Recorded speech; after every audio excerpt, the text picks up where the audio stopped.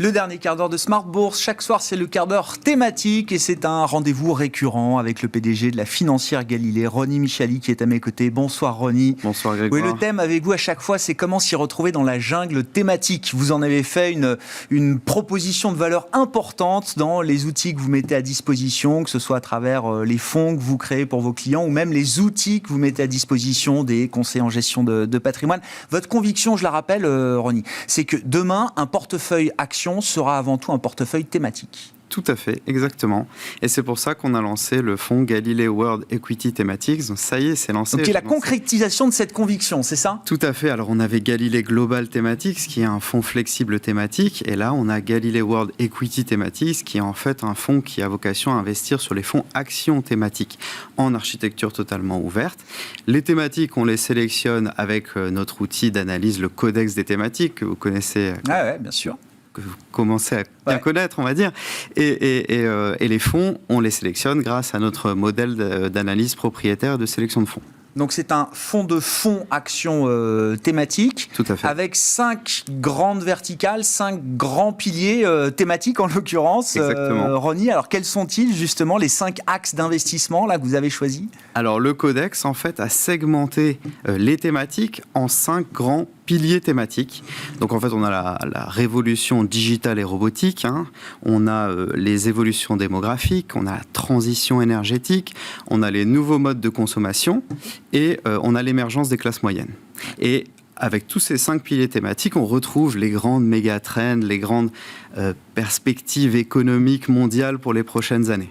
Voilà. Bon. Vous avez cité effectivement, alors une des grandes thématiques, c'est la révolution digitale numérique et la robotique. Tout à fait. Et justement, l'exercice qu'on se proposait de faire aujourd'hui avec vous, c'était de passer au crible du codex des thématiques, cette thématique de la robotique. Pour bien comprendre l'intérêt, la dimension de cette thématique robotique et comprendre également votre processus de sélection, donc qui est ce fameux codex des thématiques, qui est un grand recensement, une grande nomenclature des thématiques, qui amène le CGP qui l'utilise, par exemple, jusqu'à pouvoir sélectionner les fonds qui correspondent à la thématique qu'il a pu identifier à travers ce codex. Voilà. Alors, c'est pour l'instant un outil interne, mais on publie. Et puis oui, bien sûr. Communiquer périodiquement. Voilà, exactement. Mais du coup, on va sélectionner, nous, en multigestion. Donc, encore une fois, en architecture ouverte, il y a près de 20 sociétés de gestion qui sont représentées dans Galilée World Equity Thematics. Donc, on sélectionne en fait les gérants qui nous paraissent être les meilleurs dans chaque thématique grâce au codex des thématiques. Et donc, le codex des thématiques, il a segmenté en 5 piliers, comme je vous disais, et il a 4 étapes, puisque c'est un processus, donc il a 4 étapes. La première étape, c'est évidemment l'étude des fondamentaux de la thématique. La deuxième étape, c'est l'analyse chiffrée. La troisième étape, c'est l'analyse des points forts et des points faibles de la thématique. Et la quatrième étape, c'est l'étude du gisement des fonds thématiques. Voilà. Oui. Parce que le but à la fin, c'est quand même de sélectionner un ou des fonds qui correspondent à cette thématique. Et alors avant cela, il faut qu'on sache si la thématique mérite d'être dans le codex des thématiques. Et pour ça, la thématique, elle doit avoir 3 critères fondamentaux chez nous. Premièrement, elle doit être structurelle. Deuxièmement, elle doit être internationale. Et troisièmement, elle doit être transversale. Et s'il n'y a pas ces 3 critères, c'est du thématique washing, comme vous dites. Voilà, exactement. Non, mais je commence à suivre. On a même créé le hashtag depuis la dernière fois. Voilà. Alors, partons de l'idée quand même que la robotique est une tendance structurelle internationale et qu'on n'est pas dans le washing, que c'est une vraie thématique. Allons-y, première étape. Les fondamentaux. Comment est-ce que vous définissez les fondamentaux de cette thématique ? Alors, je vais répondre à votre question, mais déjà, pourquoi elle est structurelle ? Bon, on connaît depuis maintenant des années une automatisation des process, c'est pas la question, mais on est à l'aube, en fait, d'une révolution technologique tout à fait bouleversante, qui est que les robots, aujourd'hui, ne sont plus forcément programmés pour les tâches qu'ils vont accomplir. C'est-à-dire qu'ils traitent des données, grâce à l'intelligence artificielle. C'est ça, finalement, la révolution au sein de la robotique, c'est qu'ils traitent finalement des données pour adapter finalement les tâches qu'ils vont réaliser aux données qu'ils ont eux-mêmes collectées et eux-mêmes traitées de manière presque indépendante parfois. Donc ça c'est une première chose.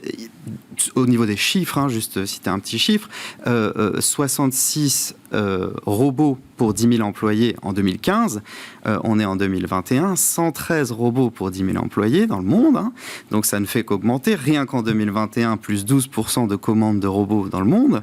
Donc voilà, c'est une thématique structurelle, internationale. Oui, il n'y a qu'à regarder les 10 premiers pays robotisés dans le monde.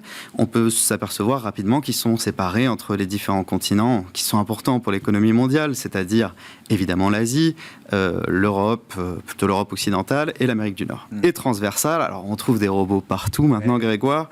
On trouve des robots donc en médecine, pour des examens, on trouve pour des interventions chirurgicales parfois, on trouve des robots dans le domaine de la défense, pour le transport de matériel, pour survoler des zones de combat, pour combattre parfois même. C'est multisectoriel, c'est ça. Exactement. Donc dans le domaine spatial, pour la réparation d'engins, pour l'exploration, c'est vraiment multisectoriel. Et même dans votre logement peut-être, avec les fameux robots aspirateurs connectés, les tondeuses connectées, enfin voilà.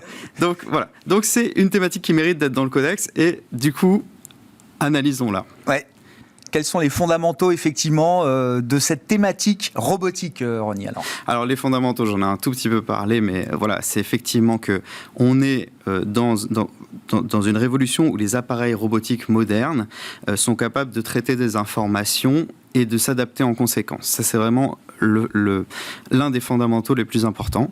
Et sinon, c'est très important de savoir aussi qu'on est en train de sortir les robots des chaînes de production. Avant, on trouvait des robots dans les chaînes de production, mais maintenant, on les trouve un petit peu partout. Et ça, c'est vraiment deux choses qui vont permettre un essor de la thématique robotique dans les prochaines années. Donc, les fondamentaux sont là. Donc, on peut passer à l'étude chiffrée. Comment vous quantifiez effectivement la création de valeur qu'il y a derrière ce thème robotique? Tout à fait. Alors, c'est par l'étude chiffrée. Donc, l'étude chiffrée nous dit, et je pense que c'est la statistique la plus éloquente qu'on peut conserver, que 88% des entreprises dans le monde vont adopter l'automatisation robotique dans les prochaines années. Donc, c'est vraiment quelque chose qui est colossal. Une lame de fond. Une lame de fond, exactement. Avec la pandémie, par exemple, on a eu plus 69% de commandes pour les acteurs de la santé et de la pharma, de robots dans ces industries. Donc voilà, c'est quelque chose qui est, même avec la crise qu'on a connue, quelque chose qui est en développement. Alors, les programmes d'investissement des entreprises, c'est une partie incontournable. Exactement. Pour les investissements. Et ils ne reviendront pas en arrière, parce que les investissements, lorsqu'ils sont faits, c'est vrai que c'est programmé pour de nombreuses années. Et donc après, on arrive sur le troisième volet, qui est l'étude des points forts et des points faibles. Alors moi, je commencerais bien par les points faibles. C'est quoi les risques qu'il y a et la faiblesse qu'il y a? Parce que, évidemment, présenté comme ça, on se dit, bah oui, c'est la voie royale, c'est l'autoroute, et c'est ce qui fait une méga tendance. Mais c'est quoi la faiblesse du thème ou les risques peut-être associés à ce thème? Vous avez raison, on est de toute façon obligé de se remettre en question, donc dans toutes les décisions qu'on prend. Les deux points faibles qu'on a pu, comment dirais-je, identifier, c'est tout simplement que il va y avoir des conséquences sur les emplois. On estime qu'entre 9 et 14% des emplois sont automatisables. Alors, ça dépend des pays. En Norvège, c'est plutôt 6%. En Slovaquie, c'est plutôt 30%. Donc voilà, il peut y avoir... Il y a une limite sociale et politique peut-être à l'adoption, ou en tout cas la vitesse d'adoption. Oui, tout à fait. Tout à fait, il peut y avoir ça. Et deuxième gros écueil qu'il peut y avoir, c'est que les robots collectent beaucoup de données, y compris les données personnelles. Et on est en plein, effectivement, dans les débats avec les nouvelles réglementations, RGPD et autres, sur la collecte des données personnelles. Donc ça peut être effectivement un petit peu intrusif dans la vie des individus et ça peut contribuer à remettre en question. Voilà. Mais pour autant, on pense que la révolution est en marche et les points forts, pour le coup, c'est que la thématique de la robotique s'insère dans les tendances de l'économie mondiale qui sont tout autres. On a pu évoquer ensemble déjà le vieillissement de la population. Et les robots permettent finalement d'aider les personnes dépendantes, permettent d'augmenter la productivité qui est perdue par le vieillissement de la population également. Ça permet aussi de s'intégrer la robotique dans une autre tendance de fond de l'économie mondiale très très importante, c'est évidemment la transition énergétique. Le tri des déchets par les robots, plus efficace que par les humains. La précision dans la production qui permet de prendre moins de matières premières, moins d'énergie, c'est aussi aidé par les robots. Donc ça, voilà, c'est vraiment les points forts qu'on a identifiés. Et puis le gisement de fond, en un mot. Est-ce que c'est une thématique qui est déjà beaucoup traitée par les grandes maisons de la place et d'ailleurs, et 1, 2 ou 3 fonds, j'en sais rien, qui vous paraissent peut-être les plus appropriés, ceux qui exploitent en tout cas le mieux cette thématique robotique selon vous, Ronnie? Oui, alors nous on en a identifié, je crois qu'on en a 12 sur la thématique de la robotique. C'est beaucoup, je ne me rends pas compte. Non, c'est pas beaucoup. Il y a des thématiques où il y en a beaucoup plus. Maintenant, c'est quand même pas mal. C'est un gisement qui a le mérite d'exister. Et on travaille pas mal avec Pictet Robotics. Alors Pictet, vous connaissez, bien sûr, grande gestion thématique. Il y a aussi le fonds de Thematics AM, Thematics AI and Robotics. Ce qu'on aime bien dans celui-là, c'est qu'il combine les deux, puisque j'ai dit que la révolution au sein de la robotique, c'était l'intelligence artificielle. Donc voilà. Et puis un ETF, si vous voulez passer par une gestion plus passive, on utilise, on regarde en tout cas l'ETF de Lixor Robotics and AI. Bon. Voilà. C'est intéressant, oui. La gestion active est très investie dans la gestion thématique, mais on trouve aussi de la gestion passive. Tout à fait. Qui est capable de s'adapter à... Il n'y a rien de plus constant que le changement. Comme c'est bien dit. Ce sera la phrase de fin, Ronnie. Merci beaucoup d'avoir été avec nous pour cet exercice donc sur la gestion thématique. On vous retrouvera régulièrement, pour passer au crible du codex.